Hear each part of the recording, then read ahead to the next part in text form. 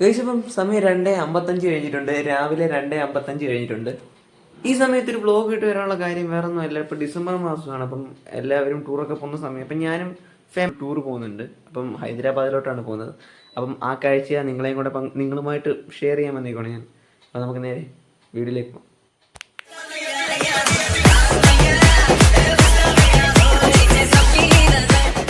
ഒരു കട്ടൻ ചായ നല്ല ചൂട് കട്ടൻ ഈ സമയത്ത് കുടിച്ചിട്ട് നമുക്ക് യാത്ര ബാക്കി പോകാം. അങ്ങനെ 2.5 മണിക്കൂർ മുമ്പ് തന്നെ നമ്മൾ ട്രിവാൻഡ്രം ഡൊമസ്റ്റിക് എയർപോർട്ടിലെത്തി. എയർപോർട്ടിൽ കയറുന്നതിന് മുൻപ് തന്നെ പുറത്ത് നമ്മുടെ ഒരു ഫോട്ടോ ID കാർഡ് ചെക്ക് ചെയ്തിട്ടായിരിക്കും നമ്മളെ ഉള്ളിലേക്ക് കയറ്റുന്നത്. ഉള്ളിൽ കയറി കഴിഞ്ഞിട്ട് നമ്മുടെ ബാഗെല്ലാം നമ്മൾ ചെക്കിങ്ങിന് കൊടുത്തു. നമ്മൾ ബെൽറ്റ്, ചാർജർ ഉൾപ്പെടെ എല്ലാം നമ്മൾ ചെക്കിങ്ങിന് കൊടുത്തു. അതിനുശേഷം ഇൻഡിഗോയുടെ കൗണ്ടറിൽ ചെന്നു നമ്മൾ ബോർഡിംഗ് പാസ് എടുത്തിട്ട് നമുക്കിനി ഫ്ലൈറ്റിന് വേണ്ടി വെയിറ്റ് ചെയ്യാം. ഫ്രണ്ട്സ്, അങ്ങനെ 5:45 നമ്മുടെ എയർപോർട്ട് ബസ് നമ്മുടെ ഫ്ലൈറ്റിൻ്റെ ഫ്രണ്ടിൽ തന്നെ കൊണ്ടിറക്കി. അവിടെ നിന്ന് നമ്മുടെ ബോർഡിംഗ് പാസ് വെരിഫൈ ചെയ്തിട്ടാണ് നമ്മളെ ഉള്ളിലേക്ക് കയറ്റുന്നത്. അങ്ങനെ ഞാൻ ഫ്ലൈറ്റിൻ്റെ അകത്ത് കയറി. സൈഡ് സീറ്റാണ് എനിക്ക് കിട്ടിയത്. പക്ഷേ മിററൊന്നും അത്രയ്ക്ക് ക്ലീൻ ആയിരുന്നില്ല. അതുകൊണ്ട് പുറത്തെ കാഴ്ചകളൊന്നും കാണാൻ പറ്റിയിരുന്നില്ല. സീറ്റിൻ്റെ ഫ്രണ്ടിലായിട്ട് തന്നെ ഒരു ട്രേ ടേബിൾ കാണാം, പിന്നെ ഒരു മാഗസിൻ കാണാം, ഒരു ഇൻസ്ട്രക്ഷൻ മാനുവൽ കാണാം, ഒരു വോമിറ്റിംഗ് ബാഗ് കാണാം.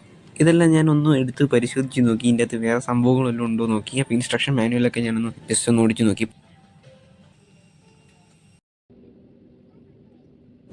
ഏകദേശം 15 മിനിറ്റ് മുമ്പ് തന്നെ നമ്മുടെ ഫ്ലൈറ്റ് മൂവ് ആയി തുടങ്ങിയിട്ടുണ്ട്. ആദ്യമായിട്ടാണ് ഞാൻ ഫ്ലൈറ്റിൽ കയറുന്നത്. അതുകൊണ്ട് തന്നെ ചെറിയ പേടിയൊക്കെ എനിക്കുണ്ട്.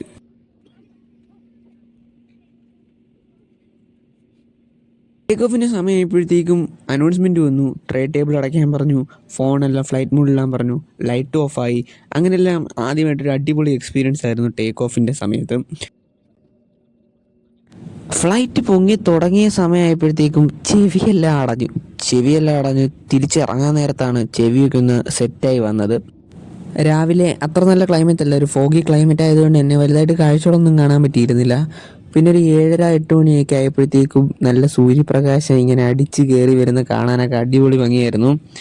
അപ്പോൾ എന്തായാലും ഇതൊരു അടിപൊളി എക്സ്പീരിയൻസ് തന്നെയായിരുന്നു കേട്ടോ.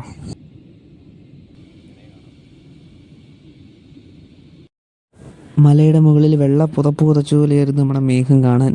അതുപോലെ തന്നെ തൊട്ട് സൈഡ് നല്ല ഗോൾഡൻ കളറിൽ സൂര്യൻ ഇങ്ങനെ ഉദിച്ച് വരുന്ന അടിപൊളിയായിരുന്നു കേട്ടോ.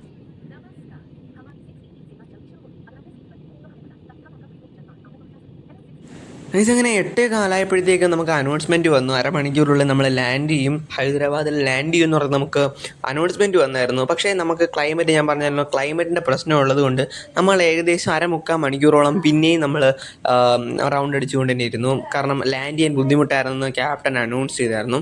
അത് നമ്മൾ ഏകദേശം 9 മണി 9:15 ആയപ്പോഴാണ് നമ്മൾ ലാൻഡ് ചെയ്തത്.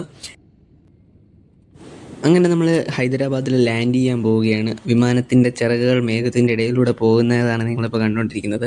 അങ്ങനെ നമ്മൾ പതുക്കെ ലാൻഡ് ചെയ്യാൻ പോയിക്കൊണ്ടിരിക്കുകയാണ്. ലാൻഡ് ചെയ്തപ്പോൾ സത്യം പറഞ്ഞാൽ ഒന്ന് പേടിച്ചു. കാരണം പെട്ടെന്നുണ്ടെങ്കിൽ നിർത്തിയപ്പം സത്യം പറഞ്ഞാൽ ചെറുതായിട്ടൊന്ന് പിടിച്ചു. അങ്ങനെ ഫ്ലൈറ്റ് യാതൊരുവിധ കുഴപ്പമില്ലാതെ ലാൻഡ് ചെയ്തു. എയർപോർട്ടിൽ ചെല്ലാം, ഇനി അവിടുത്തെ ബാഗുകളൊക്കെ ഇടണം. അത് കഴിഞ്ഞിട്ട് കാണാം. അപ്പം നമ്മൾ ലഗേജൊക്കെ പിക്ക് ചെയ്ത് ഇറങ്ങി. നമുക്ക് നമ്മുടെ പുറത്ത് പോയി നമുക്ക് റൂമിലോട്ട് പോകാം. അപ്പോൾ നമുക്ക് അങ്ങോട്ട് പോകാം. ഗൈസ്, അപ്പം നമ്മൾ എയർപോർട്ട് ബാക്കിൽ കാണുന്നുണ്ട്. എയർപോർട്ടിന് നേരെ ഇപ്പുറത്തായിട്ടൊരു ചെറിയ പാർക്ക് പോലെ സാധനങ്ങളൊക്കെ ഉണ്ട്. ഇവിടെ ഒരു ഫൗണ്ടനൊക്കെ ഉണ്ട് ബാക്കിൽ. അപ്പോൾ അതിൻ്റെ അടുത്തായിട്ട് ഞങ്ങൾ കുറച്ച് ഇരിക്കാൻ വന്നേക്കാണ്. അത് കഴിഞ്ഞ് നമുക്ക് റൂമിൽ പോകണം. പിന്നെ ബാക്കി അന്നത്തെ ദിവസത്തെ കാഴ്ചകളൊക്കെ കാണാൻ പോകണം. അപ്പം നമുക്ക് അങ്ങോട്ട് പോകാം. നമുക്ക് റൂമിലോട്ട് പോകാം. നമ്മൾ റൂമിലൊക്കെ പോയി ഫ്രഷായി ഒരു 6 മണി കഴിഞ്ഞതിന് ശേഷമാണ് നമ്മൾ സ്ഥലം കാണാൻ ഇറങ്ങിയത്. ലെഫ്റ്റ് സൈഡിലേക്ക് കാണുന്നത് തെലങ്കാനയുടെ പുതിയ നിയമസഭയാണ് കാണുന്നത്. അതിനുശേഷം അതിൻ്റെ തൊട്ടടുത്ത് തന്നെയുള്ള 125 പൊക്കമുള്ള ഡോക്ടർ BR അംബേദ്കറിൻ്റെ ശില്പം കാണാനാണ് പോയത്. അവിടെ അത്യാവശ്യം ക്രൗഡ് തന്നെയാണുള്ളത്. അകത്തോട്ട് കയറാൻ പറ്റിയില്ല, എന്നാലും പുറത്ത് നിന്നൊക്കെയാണ് നമ്മൾ കണ്ടത്. BR അംബേദ്കർ സ്റ്റാച്ചുവിൻ്റെ തൊട്ടടുത്ത് തന്നെയുള്ള തെലങ്കാന മാർട്ടേഴ്സ് മ്യൂസിയം കാണാനാണ് നമ്മൾ രണ്ടാമത് പോയത്. ലോകത്തിലെ തന്നെ ഏറ്റവും വലിയ സ്റ്റെയിൻലെസ് സ്റ്റീൽ ബിൽഡിംഗ് കൂടിയാണിത്. റോഡിൻ്റെ 2 സൈഡിലായിട്ടും ഒരുപാട് ഫുഡ് ഷോപ്പുകളും ഒക്കെ നമുക്ക് കാണാൻ പറ്റും.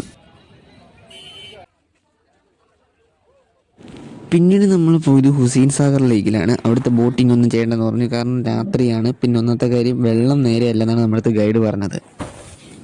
ഗൈസ് നമ്മളിപ്പം ഹുസൈൻ സാഗർ ലേക്കിൻ്റെ അടുത്ത് നിൽക്കുന്നത്. നമുക്കവിടെ ബുദ്ധൻ്റെ സ്റ്റാച്ചു ഒക്കെ കാണാൻ പറ്റുന്നുണ്ട്. ഇപ്പോൾ രാത്രിയായിട്ടൊന്നും അങ്ങനെ വ്യക്തമായിട്ട് കാണാൻ പറ്റുന്നില്ല. അപ്പോൾ നമുക്കിവിടെ ജസ്റ്റ് ഒന്ന് കറങ്ങിയിട്ട് നമുക്ക് അടുത്ത സ്ഥലത്തേക്ക് പോകാം. ഇവിടെ തന്നെ വാട്ടർ ഷോ കാണിക്കുന്നുണ്ട്. ഒരുപാട് പേര് വന്നിട്ടുണ്ട്. സ്കൂൾ സ്റ്റുഡൻസും പിന്നെ അല്ലാത്ത ഫാമിലിയായിട്ട് വന്നവർ ഒരുപാട് പേരുണ്ട്. അപ്പോൾ നമുക്കിനി വാട്ടർ ഷോ കാണാം.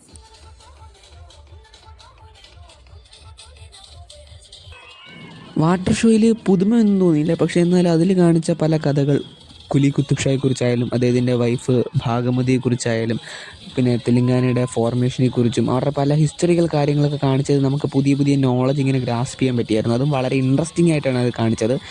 അല്ലാതെ നോക്കിയാൽ ഓവറോൾ ഒരു നോർമലായിരുന്നു വാട്ടർ ഷോ.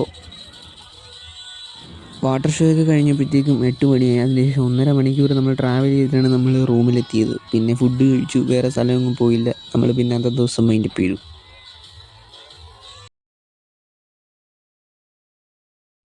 ഫ്രണ്ട്സ്, നമ്മൾ ഡേ 2 റാമോജി ഫിലിം സിറ്റി മാത്രമാണ് കണ്ടത്. നമ്മൾ രാവിലെ 9 മണി തൊട്ട് വൈകുന്നേരം 6 മണി വരെയും റാമോജി ഫിലിം സിറ്റിയിലായിരുന്നു. അപ്പോൾ അതിൻ്റെ വീഡിയോ നെക്സ്റ്റ് പാർട്ടിൽ വരുന്നതായിരിക്കും. അപ്പം എല്ലാവരും വെയിറ്റ് ചെയ്യുമെന്ന് വിചാരിക്കുന്നു. അടുത്ത വീഡിയോയിൽ കാണാം. ബൈ.